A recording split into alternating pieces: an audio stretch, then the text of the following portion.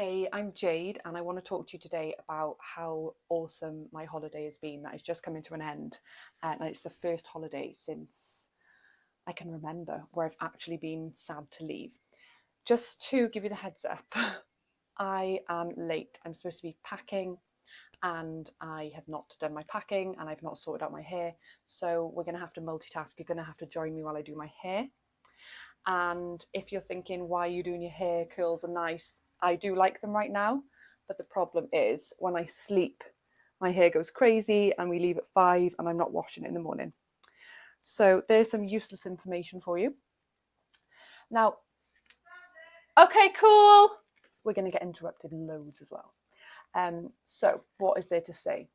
I leave tomorrow morning. We've been here 10 days. I do not want to go. I've literally had the time of my life. If you've ever suffered with POCD, you'll know that holidays are absolutely, you're just racked with terror. So for me, avoidance was like the biggest thing with my OCD. So this is quite an alien feeling for me to be coming on holiday, enjoying it. So I'm going to tell you a bit about what I used to be like pre-COVID really, and then what it's been like this time. And hopefully it's going to help you to feel better about what recovery can feel like for you. So the first thing is, let's go back to the worst year I ever experienced coming out to this exact place, this exact room. So this is where we stay at my husband's parents' house. And it was really weird coming in last week because I was like, this is so strange. Like it brought up old feeling, like almost like a trauma, because it was like, I'm not safe in this place. But it was like so strange. It was almost like a bad memory of a place. And that over the 10 days, that has slowly gone. I now associate this place as a really nice place to be. So that's gone. But yeah, 2011 was the worst year.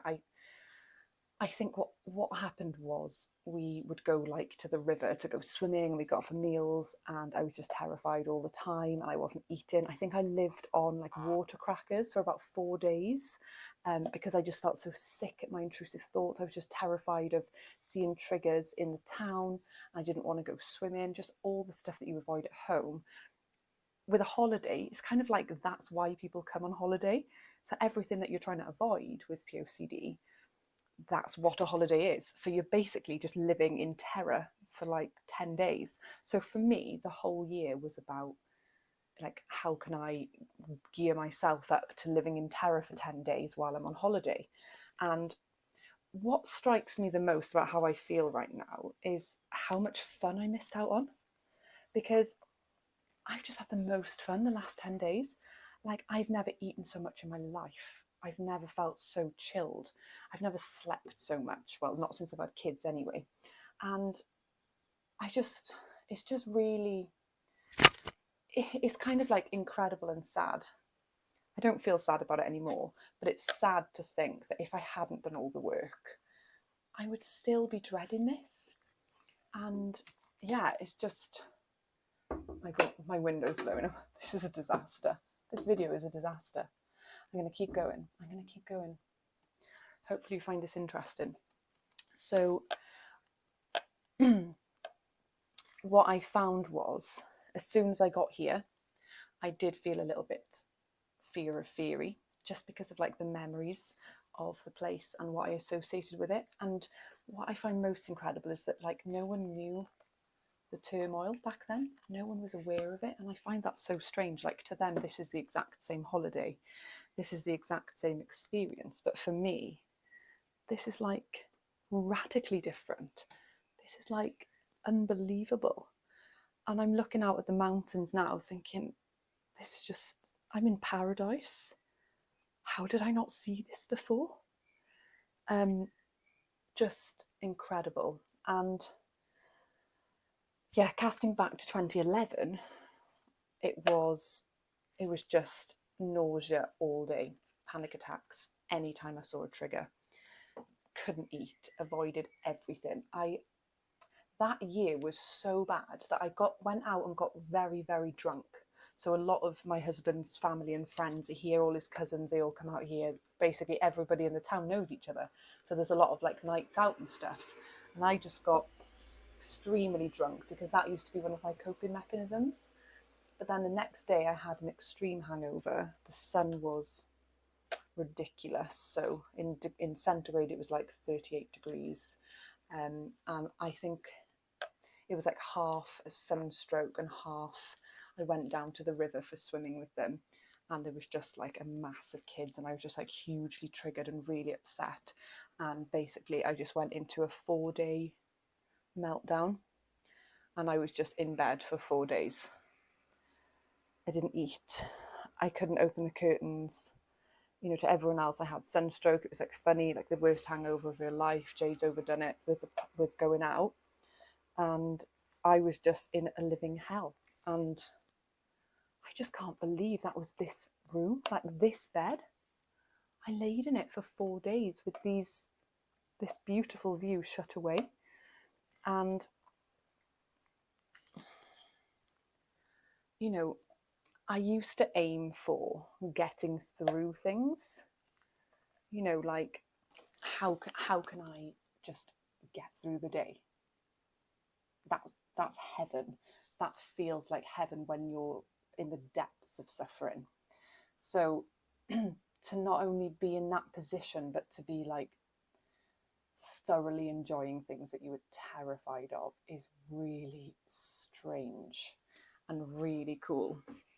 And I can recommend it. So yeah, the first 3 days of this holiday, I think I was a bit on edge, because I was like, ooh, maybe I've been coasting, maybe it's going to come back. And I reached out for a bit of support from my WhatsApp group with OCD recovery.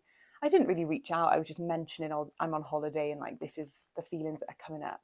But it was background noise. It wasn't like affecting decisions in any way. So I would be the one to be like, let's eat out. I want to eat out. Let's go for drinks. Let's do this. Let's go down to the river. Let's go swimming. It didn't affect me. It was more of a, this is a feeling I haven't felt for a while. What's this? And then Rob had said, it'll do that for a couple of days. You've got associations with this place. Leave it alone for a second. And then, yeah, like after 2 days, and I'm not talking about being triggered. I'm talking about a little, are you going to get triggered in this place? Is this place safe? Not answering it, not engaging in it, just noticing it was there. Ah. Gosh, this is a disaster of a video. Just noticing it was there and not engaging with it. And it literally has gone away. And I think because I'm not scared of the old stuff, I'm kind of like, if that ever happened again, I wouldn't be terrified. It would just be a shame and inconvenient and not great and not terrible, but not terrible. I think because I'm not scared of it, it's got nothing to latch to. And I think coming out with my children, just seeing them relive their dad's childhood is just magical.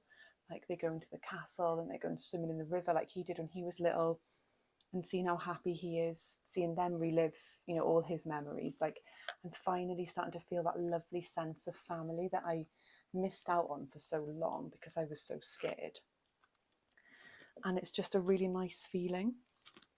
So what did I do to get to the position that I'm in now, where I'm on holiday and I'm not scared at all, versus when I was really scared? I decided to make recovery a huge priority in my life. It was a big priority. There's no hiding. I'm not more special than anybody else. I haven't been granted a golden ticket. I wasn't less severe than you.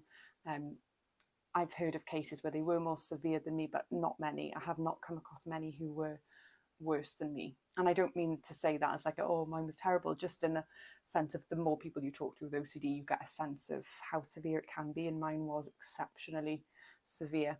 And I didn't ever imagine that I could get better for it. I just didn't even think it was possible to get to anywhere other than, okay, it's just OCD, it's just doing its thing. I'm still terrified, but at least I know it's not real, even though I didn't believe that.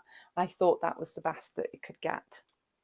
But of course, when you work really hard to disarm the fears and, see that the things that you fear are not actually as scary as you imagine, and that everybody else in the world isn't walking around worrying about those things, you realize that it is possible to disarm the fears that is fueling the OCD cycle. And I always use this example. It's like when you're a kid and you're scared of the dark, and then over time you start to learn from your parents explaining it to you, or you just learn off your own back that there's nothing bad going to happen in the night with the lights off. And so you're no longer afraid of the dark. So you're not just going to suddenly wake up and bang be afraid of the dark. There's no anxiety because you're just not afraid of it anymore. And OCD is really similar to that. I'm so out of breath in the mountains. I can't talk. We're really high up here. I don't know how high up we are, but like I can't breathe from talking so much. That shows how chilled I am. I haven't been talking very much over here, which will surprise many if you've ever heard my videos before, because I like to talk a lot. So what did I do? Yeah, so I made recovery a huge priority, and I decided that living life like that was worse than going through the worst exposures, you know, facing my fears. That was worse. The idea of living that way for the rest of my life. Having a child gave me the motivation for this, because I could see myself being the mum who was terrified, and absolutely zero judgment. You know, you could have grown-up children, you could be a grandparent, it's never too late. But I had this overwhelming sense of like, I don't want to lose this. This is so special. And I think because growing up, my parents weren't together, and it wasn't always particularly easy. I thought I don't want to lose this as well. You know, I always felt like people who've had a great childhood, I'm like, oh, I wish I had that. So I was like, I don't want to have a life where my childhood wasn't amazing, and my kids growing up was, you know, not amazing either. And for a long time, I couldn't see how I could be happy. I couldn't see. And my eldest daughter now is 4.5, and we have the best relationship. She's amazing. Nothing scares me anymore about taking care of her or being in my life and living together. You know, when she was first born, I was terrified to be near her, to hold her, to bathe her, anything at all. And then the arrival of my second daughter, who's a year old now, the experience couldn't have been more different. The second I met her, I was head over heels in love, so excited. Everything about looking after her is a joy. The not sleeping has been horrible, but like lots of the mums I've talked to in the network that I've made through this community, we've all said, you know, those that have, you know, would consider themselves mostly recovered, we've said like it's just such a difference. Like not sleeping is just, it's just not a big deal compared to the torture of OCD. So, you know, the experience the second time being so much better, and then seeing my kids having siblings has been so lush. My kids are screaming, so sorry I seem distracted. We're going to get through this. Are they coming in? No. Okay, where was I? So yeah, second time, amazing. OCD didn't even get a look in for a minute. Day 3, I had a small wobble, and it just went. It just went after a couple of days. Not a couple of days, a couple of hours. What am I on about? A couple of hours it went. And I think it was just the hormones. So since then, it's just been an absolute joy looking after my little girl who's 1, and coming out to on holiday with both of them has been wonderful. And all I would say, if you're still terrified of traveling, of holidays, is that there's no easy way. I'm really sorry. The only way out is through. One of my favourite songs. And you have to go through it to get out the other side. You can't, there's no shortcuts. There's no article that you can read that's going to fix everything. You know, one of my biggest compulsions, and I used to sit on this bed 5 or 6 years ago, Googling when I'd learned what OCD was, and I'd think, oh, this mum went through this. I'm going to feel much better when I read it. It was a compulsion. You know, I was reading stuff to remind myself what I had, and I was looking for that thing I could read that would make everything better. But there's no way around the fact that we have to do exposures, we have to do things that terrify us until they don't even bother us anymore. So if there's something that you're putting off that you need to do as an exposure, I think one of the biggest reasons that we stop doing that when it feels really hard is because we kind of feel like, I don't think this is going to work anyway. I don't think there's any point because I feel horrendous. I'm not seeing anyone around me get better. So what's the point of even doing the exposures? Because all I'm doing is making myself feel way worse when I could just stay as I am, fairly comfortable, in avoidance, having a bit of reassurance every now and then, or even not having, oh my God, the biggest bee just entered my room. Oh my God. Okay. Rational, be rational. I think it's gone. It's like that big. Could this video be any worse?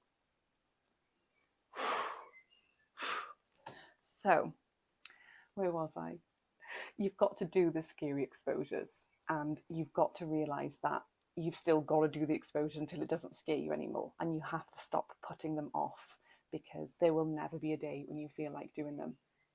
So, in summary, my holiday has been eating loads of food. I used to eat water crackers. If you have POCD and you understand the link between the stomach and the guilt, shame, and sickness that you feel, if you have experienced that, that is the worst thing I've ever experienced in my life, because accompanied with any bodily sensations as well, where you just feel like this is real. This is 100% real. Like, it's like hell. It's like hell on earth. So just thinking back to, I just can't believe that's this place that I'm sitting at right now is the same place, because everything kind of looks different. Oh, where's that bug? And then doing the exposures was one thing, but I had to do the reading. I had to watch documentaries that triggered me. I had to make peace with the feared scenario, not liking it, not making peace with, oh, it's fine if that happens, but I really wouldn't want it to happen. But if it did, if it's true, there's actually nothing I can do about it anyway. Somehow I ended up that way, as many people have. And, you know, it's really hard to explain on the other side. It's not that I'm at peace with it, it's just that it's unlocked because I was training myself to not care so much, not so vigilantly like zoom in on that thing. It's so hard to describe how I feel, because I don't think about it anymore and I don't analyze it anymore, and I definitely do not use the unconditional self-acceptance as a compulsion. I don't have a thought and then think about it. It just, the thoughts aren't intrusive anymore. I don't remember if I've had an intrusive thought or not, because if I did, it wouldn't do anything. So it's kind of like it's disarmed because I've stopped being terrified. I've learned to have a response to a fear the same as someone without OCD. And I think that's a really good way to put it, because, you know, people don't go through life wanting to be a murderer. They obviously, if asked, would say, oh my God, definitely not. Of course I don't want to do that. Of course I don't want to go to prison. You're crazy. But they're not spending 23 hours a day, because obviously it follows into dreams. They're not spending 23 hours a day panicking about whether they are or not. They're just living life. So that's what we're aiming for in our recovery, and that's what you can get. And so while the unconditional self and life acceptance can seem overwhelming, strange, and frankly scary at first, try to remember that it is simply a tool to help you have the same emotional response to your fears and to your OCD as a person without it. And that's as simple as it is. We're learning not to be scared anymore. So the only difference between my holiday then and now is I'm just not scared. Like, I'm just not scared, apart from the bee, which I think it's still in here. I think it's like one of those huge hornet things. So apart from that, I'm not scared. And, you know, even when it creeped in, almost like an old trauma, it was like a reminder of you haven't been here. even when that came in, it didn't bother me. I didn't like change my holiday plans. I didn't do anything differently. I just carried on.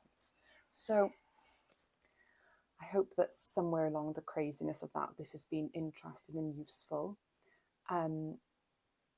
You can definitely get to where I am. You can definitely enjoy holidays again. And it's such a big part of life to enjoy holidays, because we all work hard, and coming away, and if you're able to, if you're in a position to come away on holiday, or even just to take some time out for yourself. You know, I used to keep busy all the time, keep distracted, and that's no way to live. You know, having downtime is good for us. So I hope that this has been valuable to you, and I'm going to get back to my packing. Thank you. Bye.